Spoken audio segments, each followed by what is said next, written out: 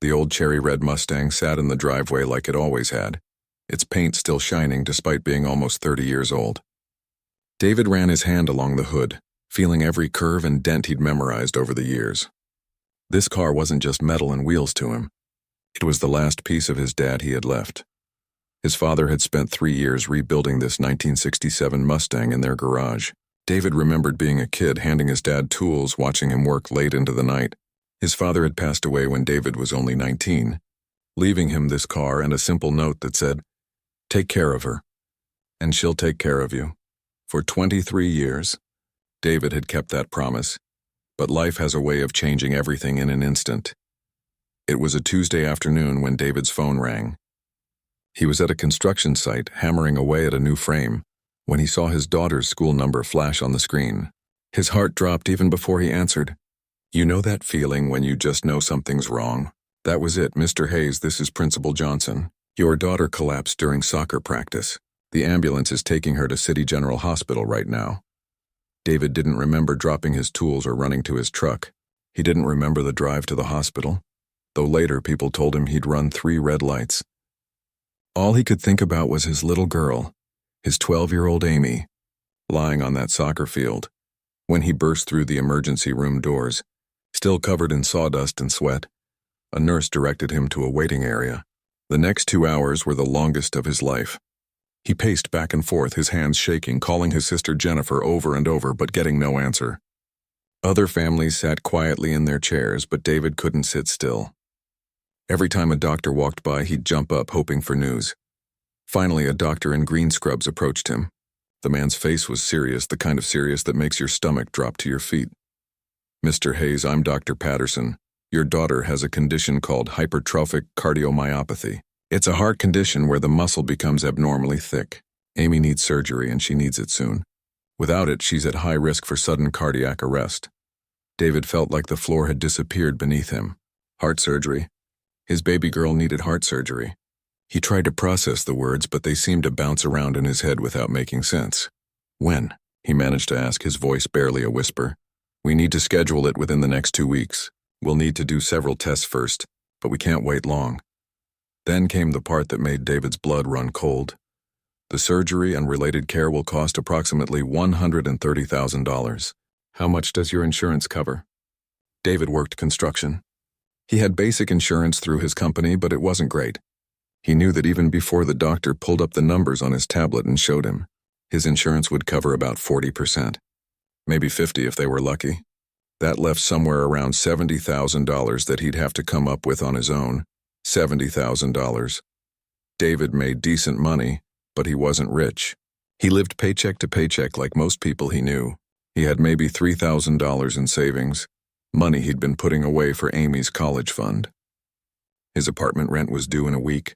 He had a truck payment, utilities, groceries. Where was he supposed to find $70,000? That night, after Amy had been admitted for observation and fallen asleep, hooked up to monitors that beeped softly in the dim room, David sat in the hospital chair and cried. He wasn't a man who cried often. Construction workers learned to be tough, to push through pain, to never show weakness. But sitting there watching his daughter sleep, knowing she could die if he couldn't come up with the money, he felt completely helpless. He called Jennifer again. This time she answered. "David? What's wrong?" He told her everything, his voice breaking multiple times. Jennifer was a single mom with 2 kids of her own, working as a waitress and barely making ends meet. But she didn't hesitate. "I have about $1,800 saved up. It's yours, all of it." "Jenny, I can't take your savings." "Yes, you can. Amy's my niece. She's family. We'll figure this out." But even with her money, he was still short, way short. Over the next 2 days, while Amy stayed in the hospital for tests, David tried everything. He went to 3 different banks asking for a loan. All of them rejected him. His credit wasn't bad, but it wasn't good enough for that kind of money. He looked into medical payment plans, but they still required huge down payments he didn't have. He even considered those payday loan places, but the interest rates were so high he'd be paying them back for the rest of his life. On the 3rd night, David sat in his apartment alone. Amy was still at the hospital, and Jennifer had taken the night shift to stay with her so David could get some rest. But he couldn't rest. He couldn't eat. He couldn't think about anything except that number. $70,000. His eyes drifted to the window, and he saw the Mustang parked on the street below, sitting under the glow of the streetlight. The cherry-red paint looked almost purple in that light. Beautiful, classic, timeless, and valuable. David had never thought about selling the car. It was his dad's legacy, the one thing he'd promised to keep forever. But as he stared at it, a thought crept into his mind that he couldn't shake. His dad had given him that car, yes, but his dad had also taught him what mattered most in life. Family, taking care of the people you love, doing whatever it takes. What would his father do in this situation? David already knew the answer. He spent the next hour researching the car's value online. Classic Mustangs in good condition were worth a lot. His dad had done such beautiful work on it that it could probably fetch anywhere from $50,000 to $70,000 if he found the right buyer. Maybe more if he was patient. But he didn't have time to be patient. At 2 a.m, David created an online listing. He took photos with his phone, wrote a simple description, and posted it on every site he could find. He priced it lower than it was worth because he needed to sell it fast. He needed cash now, not in 3 months after finding some collector who'd pay top dollar. As he hit the submit button on the last listing, David felt something break inside his chest. He was selling his father's car, the car he'd promised to keep forever. The car that held 1,000 memories of Saturday mornings in the garage, of his dad teaching him to change oil, of driving it to his high school graduation, of bringing Amy home from the hospital as a newborn. But Amy was alive. The car was just a car. That's what he told himself anyway. Even as tears rolled down his face and he wondered if his father would ever forgive him. His phone buzzed at 6 a.m. Someone wanted to see the car. David stared at his phone, barely awake. The text message was short and direct. Still have the Mustang? Can meet today. Name your time and place. He rubbed his eyes and checked the timestamp. The message had come through at 5:45 in the morning. Who looks at car listings that early? But David wasn't complaining. He needed this sale and he needed it now. Yes, still available, he typed back. Can meet at Grove Street Shopping Center parking lot at 10 a.m. The response came back almost immediately. Perfect. See you then. No haggling about price.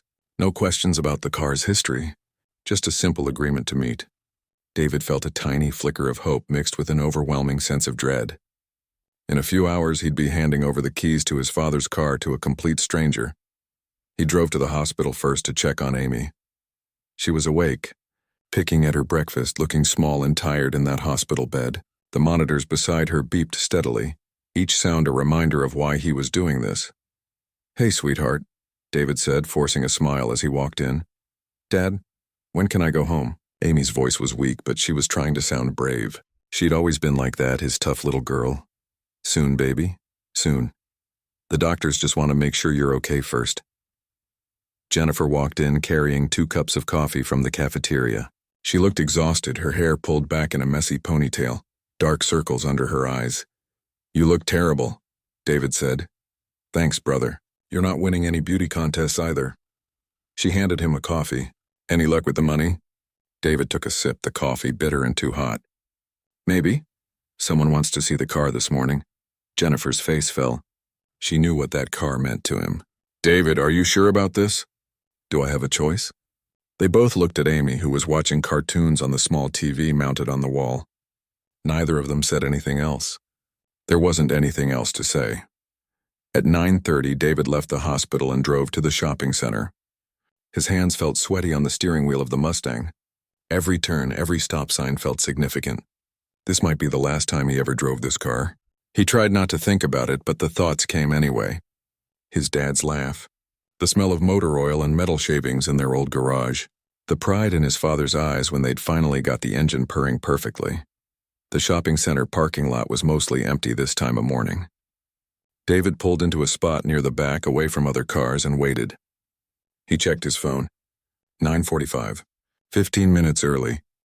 At exactly 10 o'clock, a plain gray sedan pulled up next to him. Nothing fancy, just a regular Toyota that looked a few years old. The driver stepped out and David got his first look at the man who wanted to buy his car. He was probably in his mid-50s, Asian, with gray streaking through his black hair. He wore simple clothes, jeans, and a button-down shirt, nothing that screamed money. His face was kind, though, with smile lines around his eyes. He walked with a slight limp, David noticed. "David?" the man asked, extending his hand. "That's me." "You must be—" David realized he didn't actually know the buyer's name. Thomas Chen. His handshake was firm but not aggressive. "This is the car?" "Yeah, this is her." Thomas walked around the Mustang slowly, his eyes taking in every detail. He ran his hand along the fender, crouched down to look at the wheels, peered through the windows at the interior. But he did it all with a gentleness that surprised David. This wasn't someone kicking tires and looking for flaws to negotiate the price down. This was someone who appreciated what he was looking at. "Your ad said 1967 original restoration? My dad restored it himself. Took him 3 years. Everything's original except the sound system. I added that about 10 years ago, but I kept all the original parts in case someone wanted to swap them back." Thomas nodded, still examining the car. "Your father did beautiful work. You can see the care in every detail." Something in the way he said it made David's throat tight. "Yeah, he was pretty particular about things. Wanted everything perfect, may I?" Thomas gestured to the driver's seat. "Sure, go ahead." Thomas sat behind the wheel, his hands resting on the steering wheel like he was feeling the weight of it. He didn't start the engine right away. He just sat there for a moment, looking at the dashboard, the gauges, the way everything had been restored to exact specifications. "Mind if I ask why you're selling?" Thomas asked, his voice quiet. "A car like this, restored by your father, that's not something people usually part with." David hadn't planned to tell the whole story. He'd figured he'd just say he needed the money and leave it at that. But something about Thomas's tone, the way he asked the question with genuine curiosity rather than nosiness, made David talk. "My daughter collapsed 3 days ago. She has a heart condition. Needs surgery. Expensive surgery. My insurance won't cover all of it, and I've tried everything else. Banks won't give me a loan. So—" He gestured at the car, unable to finish the sentence. Thomas was quiet for a moment, still sitting in the driver's seat. "How old is your daughter?" 12. "Her name's Amy. She plays soccer." Well, she did play soccer. David felt his voice crack and hated himself for it. He didn't want to cry in front of this stranger. "I'm sorry," Thomas said, and he sounded like he meant it. "That must be terrifying. Worst thing I've ever been through. But she's going to be okay. She has to be." Thomas got out of the car and walked around it one more time. David's heart was pounding. Was he going to buy it? Was the price too high? Maybe David should offer to go lower. He needed this sale. "Can I see the engine?" Thomas asked. David popped the hood, and they both stood there looking at the perfectly maintained engine. His dad had taught him how to care for it, and David had followed those lessons religiously for over 20 years. Every oil change on time, every tune-up done right, the engine gleamed. "Your father taught you well," Thomas said. "You've taken excellent care of this. Tried to. It's what he would have wanted." Thomas closed the hood gently. He looked at David, really looked at him like he was making some kind of decision. "The price you listed, that's firm?" David's heart sank. Here came the negotiation. He'd probably offer 20,000 less, maybe more. David would have to take it anyway because he was desperate, and Thomas probably knew it. "I need to get as close to that as possible," David said honestly. "I've got medical bills already piling up and the surgery hasn't even happened yet." "I'm not asking to negotiate down," Thomas said. "I'm asking if that's what you need. Because if you need more, I can do that." David blinked. Had he heard that right? "I'm sorry, what?" "You're asking price. Is that enough to cover what you need for your daughter?" Yeah, I mean, with what my sister's giving me and my savings, it'll cover the deposit and maybe some of the follow-up care. It's not everything, but it's enough to get the surgery scheduled." Thomas nodded slowly, like he was thinking. Then he pulled out his phone. "I'll need to go to my bank to get cash. Is this afternoon okay? Say around 2 o'clock? Same place? You want to buy it?" David couldn't keep the surprise out of his voice. "You don't want to negotiate or think about it or anything?" "No need. It's a beautiful car. Your father did remarkable work and you've maintained it perfectly. It's worth every penny you're asking. More, actually, but I respect that you're not trying to squeeze every dollar out of a desperate situation." Thomas smiled slightly. "Besides, I can tell this isn't easy for you. The sooner we complete this, the sooner your daughter gets the help she needs." David felt like he might cry again. "Thank you, really, thank you." "No need to thank me. I'm getting a beautiful vehicle and you're saving your daughter. That's a fair trade." Thomas shook his hand again.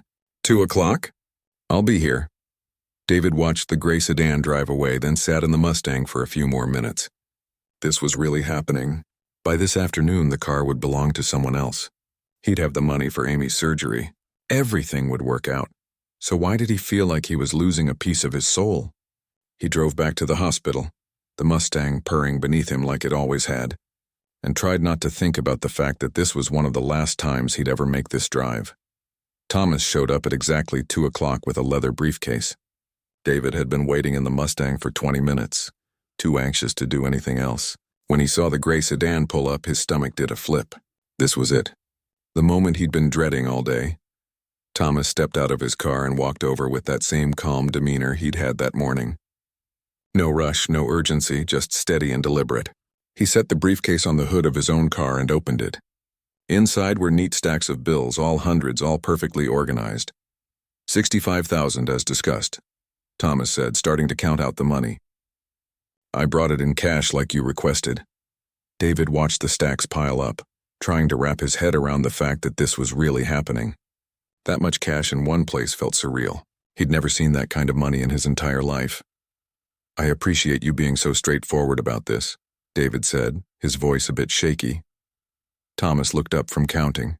My father always told me that when someone's in trouble, you don't make it worse by taking advantage. You help if you can, and you do it with dignity. He went back to counting, his fingers moving precisely through the bills. Sounds like your father taught you similar values. They completed the paperwork right there in the parking lot, David signing over the title with hands that trembled slightly. Every signature felt like he was erasing a piece of his past. Thomas didn't rush him, didn't complain when David had to pause and collect himself. You keep the car in good shape, David heard himself saying. Change the oil every 3,000 miles. There's a slight pull to the left when you brake, but that's just the way she's always been. Don't try to fix it, you'll make it worse. And the radio, you gotta jiggle the knob a little to get AM stations, but FM works fine. Thomas listened to every word, nodding like he was taking mental notes. I'll take good care of her. You have my word. David handed over the keys and Thomas handed him the briefcase full of cash. The exchange took only seconds, but it felt like an eternity. Thomas got into the Mustang, started the engine, and it roared to life just like it always did. That beautiful, powerful sound that David had heard 1,000,000 times. Good luck with your daughter, Thomas said through the open window. I hope everything goes well with the surgery. Thank you. For everything. Thomas gave a small nod, put the car in gear, and drove away.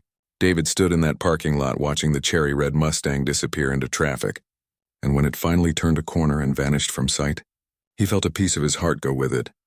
He called Jennifer from the parking lot. It's done. I've got the money. Oh, David. Her voice was thick with emotion. Are you okay? I will be. How's Amy? She's good. Tired, but good. When are you coming back? On my way now. David took a taxi back to the hospital because his truck was still in the shop getting new brakes. The taxi driver tried to make small talk, but David just stared out the window, clutching the briefcase on his lap like his life depended on it. Which in a way it did. At the hospital, David went straight to the billing office. The woman behind the desk, Mrs. Patterson, had been kind to him over the past few days. She'd helped him understand the confusing paperwork and set up payment plans for what insurance wouldn't cover. Mr. Hayes, she said, looking up with a smile. How can I help you today? David set the briefcase on her desk. I have the deposit for Amy's surgery. Mrs. Patterson's eyes widened when he opened the case. She probably didn't see that much cash very often. They counted it together twice to make sure everything was accurate. Then she processed the payment and handed him a receipt. The surgery is scheduled for next Wednesday at 7 in the morning, she said. Dr. Patterson will meet with you on Tuesday to go over everything one more time. Thank you, David said, for all your help. You've been really kind. Just doing my job, but you're welcome. Your daughter's a sweet girl. She's going to come through this just fine. David wanted to believe her. He had to believe her. The next week was the longest of David's life. Amy was discharged from the hospital to recover at home until the surgery. David took time off from work, something he could barely afford, but he wanted every moment with her. They watched movies together, played board games, and talked about everything except the surgery that was coming. Jennifer came over every evening after her shift, bringing food and keeping them company. His coworkers from the construction site sent flowers and cards. His boss even took up a collection and gave David an envelope with $800 in it. "For whatever you need," he'd said. The kindness of people surprised David. He'd always thought he had to handle everything alone, but now he was learning that sometimes you had to let others help you. On Tuesday evening, the night before the surgery, David sat on the edge of Amy's bed. She was in her pajamas, her favorite stuffed bear tucked under her arm. She looked so small, so young, so scared even though she was trying to hide it. "Dad," she said quietly, "what if something goes wrong?" David's heart clenched. He wanted to promise her that everything would be perfect, that nothing bad would happen, but he couldn't lie to her. She was old enough to know the truth. "The doctors are really good at what they do," he said carefully, "and they're going to take excellent care of you. But I'll be right there the whole time waiting for you. The second you wake up, I'll be there. I promise. I'm scared. I know, sweetheart. I'm scared too. But we're going to get through this together, okay? You and me, we're a team." Amy nodded, tears slipping down her cheeks. David pulled her into a hug, holding her tight, wishing he could take her fear away, wishing he could trade places with her and be the one going into surgery instead. "Dad?" Her voice was muffled against his shoulder. "Yeah, baby? Where's the Mustang?" David felt like someone had punched him in the stomach. He'd been avoiding this conversation, hoping she wouldn't ask. But of course she'd noticed. She'd grown up with that car. It was as much a part of their family as anything else. "I had to sell it, Amy." She pulled back to look at him. "Why? To help pay for your surgery. The insurance didn't cover everything, and I needed to come up with money fast. The car was the only thing I had that was worth enough." Amy's eyes filled with fresh tears. "But that was Grandpa's car. You loved that car. I love you more," David said simply. "The car was special, but it was just a car. You're my daughter. There's nothing I wouldn't do for you.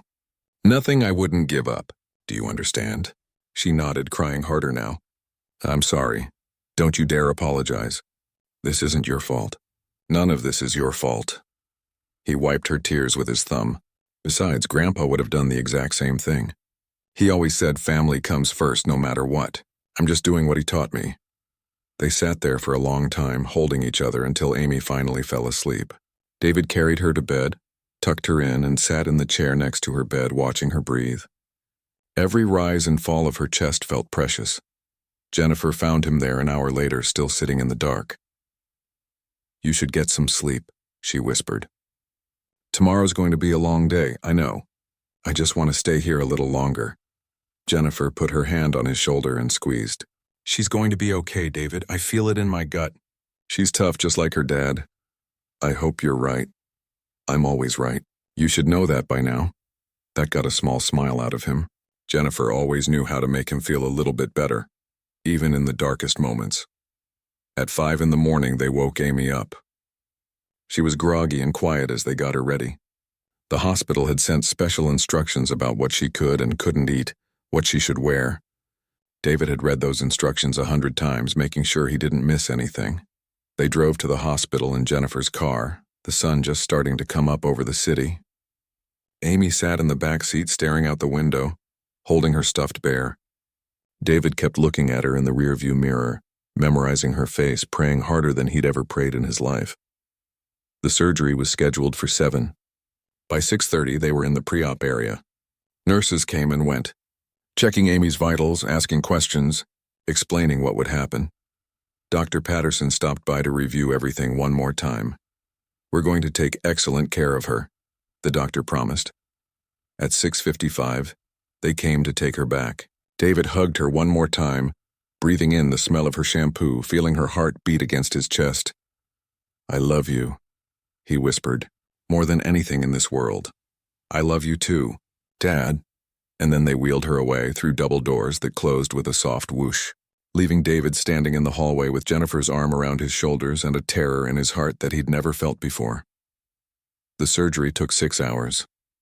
6 hours of David pacing the waiting room floor until Jennifer finally made him sit down. 6 hours of watching the clock move so slowly it felt broken.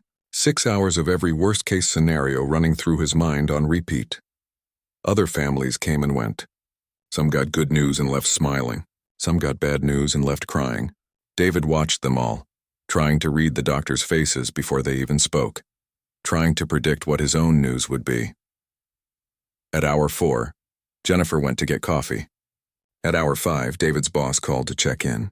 At hour 5:30, David went to the bathroom and splashed cold water on his face, staring at himself in the mirror. He looked like he'd aged 10 years in 1 week.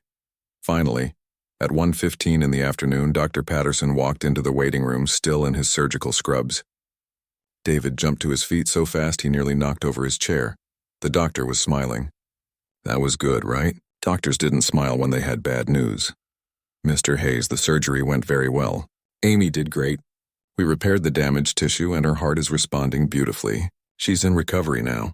David's knees nearly gave out. Jennifer caught his arm, steadying him. She's okay? She's really okay. She's going to need time to heal and there will be follow-up appointments and some lifestyle adjustments, but yes, she's okay. You can see her in about an hour once she's fully awake. David couldn't speak. He just nodded, tears streaming down his face. Jennifer was crying too, hugging him tight. The doctor gave them a moment before explaining the recovery process, what to expect, what to watch for. David tried to listen, tried to focus, but all he could think was that his little girl was alive and safe. When they finally let him into the recovery room, Amy was awake but groggy. She had tubes and wires attached to her, machines beeping steadily, but her eyes opened when he walked in. "Hey, Dad," she whispered, her voice hoarse. "Hey, sweetheart. How do you feel?" "Tired, sore. That's normal. The doctor says you did amazing." David took her hand carefully, mindful of the IV. "I'm so proud of you. Is it over?" "Yeah, baby. It's over. You're going to be fine." Amy smiled weakly and closed her eyes again, drifting back to sleep. David sat beside her bed and didn't move for hours, just watching her breathe, thanking whatever higher power might be listening. The next 3 months were hard. Amy's recovery was slow and frustrating for her. She couldn't play soccer, couldn't run around with her friends, had to take it easy while her body healed. David took every extra shift he could get to pay off the remaining medical bills that kept arriving in the mail. Even with the money from the car, there were still thousands of dollars in expenses. Follow-up appointments, medications, physical therapy. He sold his TV, sold his laptop, sold everything he didn't absolutely need. He started shopping at discount grocery stores, buying generic brands, skipping meals sometimes to make sure Amy had everything she needed. Jennifer helped when she could, but she was stretched thin too. By month 3, David was exhausted. He worked 12-hour days, came home to take care of Amy, then stayed up late worrying about bills. The collection notices started coming. First a few, then more and more. He'd paid the hospital deposit, but there were other costs he hadn't anticipated. The surgeon's bill, the anesthesiologist, the cardiologist, the radiologist. Every single person who'd been in that operating room seemed to have sent a separate bill. David tried to set up payment plans, but even the monthly amounts were more than he could afford. He fell behind on rent. His landlord, Mr. Garcia, was patient at first, but eventually he had to ask David for the money. "I'm sorry," David told him. "I just need a little more time. I understand, and I've tried to be flexible, but I have bills too.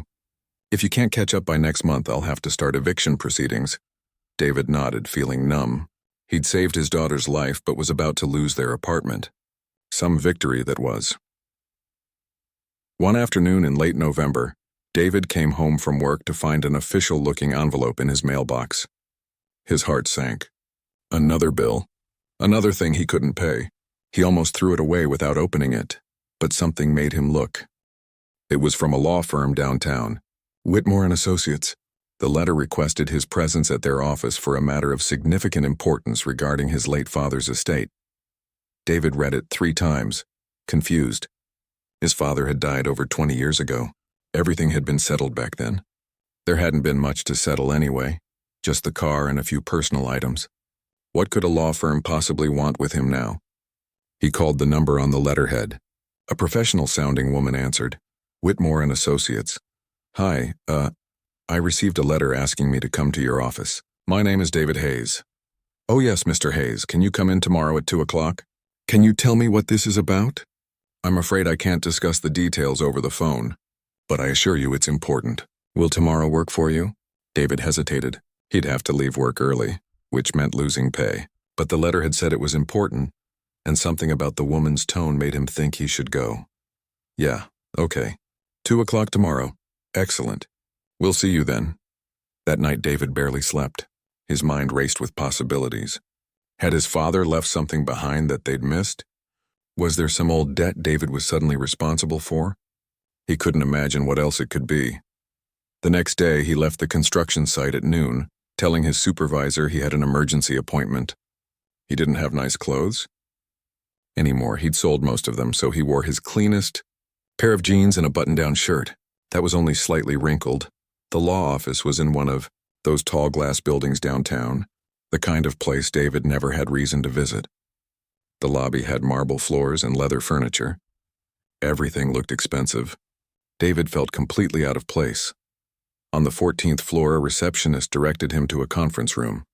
Ms. Whitmore will be right with you. David sat in a leather chair at a long, polished table, his work boots looking dirty against the pristine carpet.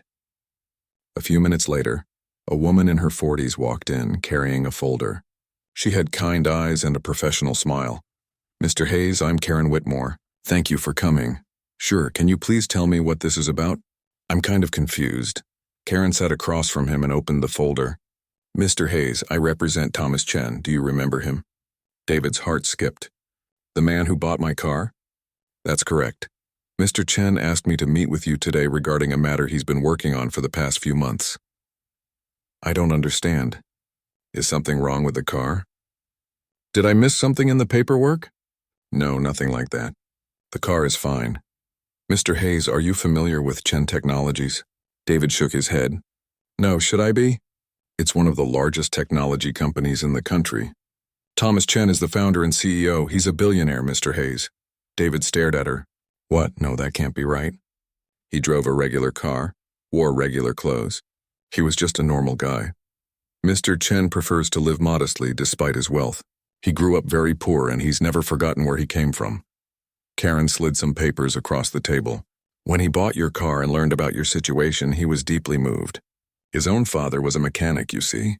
He passed away when Mr. Chen was young, leaving him an old car that Mr. Chen eventually had to sell to pay for his mother's medical care.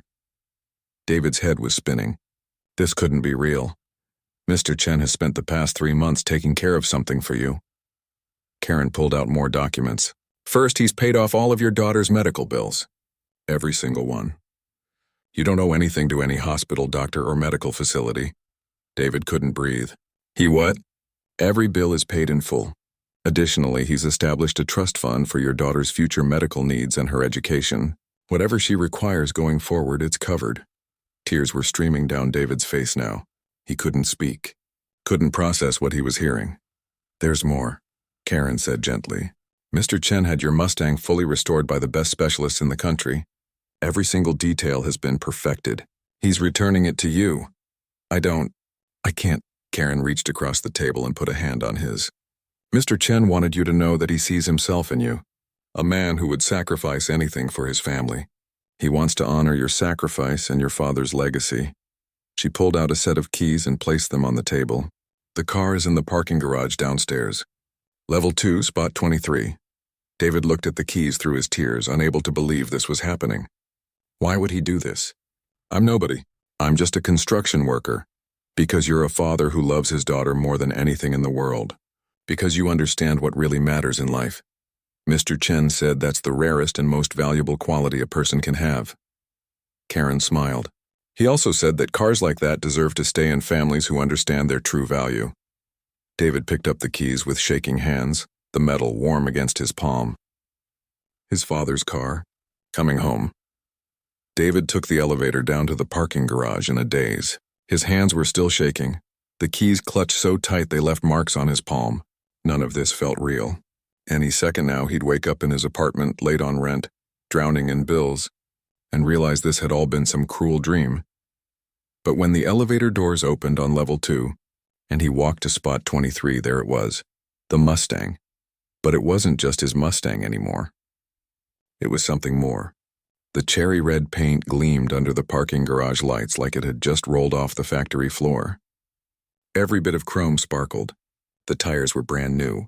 David walked around it slowly, his breath catching in his throat.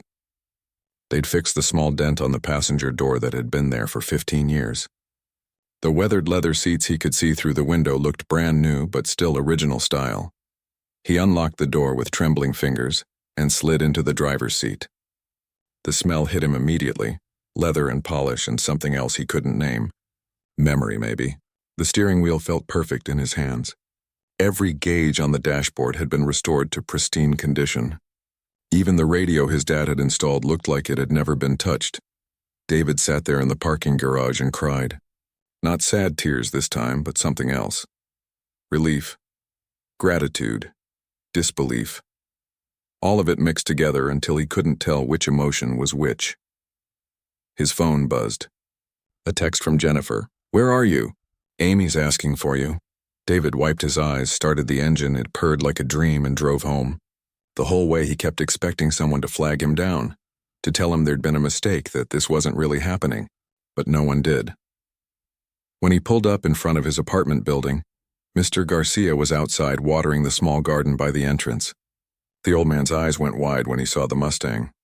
David, is that your father's car? Yeah, David said, still not quite believing it himself. Long story. I thought you sold it? I did. But it came back. Mr. Garcia shook his head, smiling. Must be some story. Hey, before you go up, don't worry about next month's rent. Take your time getting caught up. I know you're good for it. David wanted to tell him that all the rent was about to be paid, that every bill was handled, but the words wouldn't come. Instead, he just said, thank you. That means a lot. Upstairs, Amy was on the couch watching TV. She'd gotten stronger over the past few months, but she still tired easily. When David walked in, she looked up and smiled. Hey, Dad, how was work? Come with me. I need to show you something. What is it? Just trust me. Amy stood up slowly, still careful with her movements, and followed him downstairs. When they stepped outside and she saw the Mustang, she stopped dead in her tracks. Is that Grandpa's car? Yeah, sweetheart. It is, but you sold it. How is it here? David took a deep breath. Remember the man who bought it, Thomas? Turns out he's not just some regular guy.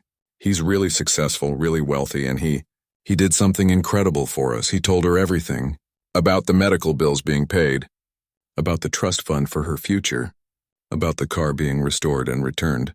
Amy listened with her mouth open, tears filling her eyes. He did all that? For us, why? Because a long time ago he was in the same situation we were in. He had to sell his dad's car to help his family. He knows what it feels like. And I think he wanted to give someone else the ending he never got. Amy walked up to the car and ran her hand along the hood, just like David had done so many times. Can we go for a drive? You feel up for it? Yeah, I want to. They drove with the windows down, taking the long way through the city. Amy asked to go past her school, past the soccer field where she'd collapsed, past all the places that had been part of their life before everything changed.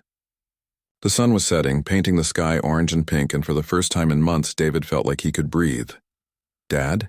Amy said after a while. Yeah? When I'm older, if someone needs help like we did, I want to be able to help them. Like Thomas helped us. David glanced over at her. This brave kid who'd been through so much. I think that's a wonderful goal. Will you teach me about cars? Like Grandpa taught you? So I can understand them the way you do? I'd love that, sweetheart. I'd really love that. 2 weeks later, David got another call from Karen Whitmore's office. Thomas wanted to meet with him if David was willing.